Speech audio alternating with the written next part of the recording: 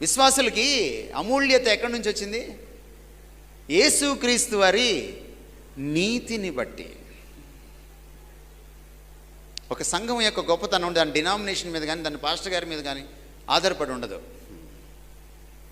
దేని మీద ఆధారపడుతుంది? The character of Christ. Martin Luther చాలా అద్భుతమైన మాట చెప్పాడు క్రైస్తవం గురించి, క్రైస్తవుడి గురించి ఒక అద్భుతమైన మాట చెప్పాడు.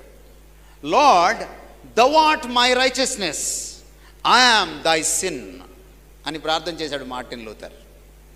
ప్రభువా, నీవు నా నీతివి, నేను నీ పాపాన్ని.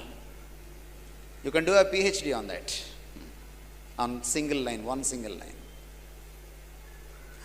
నాటి నాయకులకు నేటి నాయకులకు అదే తేడా. వాళ్ళు ఒక లైన్ చెప్తే PhD చేసుకోవచ్చు. అంటే మార్టిన్ లూథర్ ఉద్దేశం ఏంటంటే, నాకు నీతి లేదు ఏ కోశానా, కానీ నీ నీతిని నాకు ఇచ్చావు. నీకు పాపము లేదు ఏ కోశానా, కానీ నా పాపాన్ని నువ్వు తీసుకున్నావు.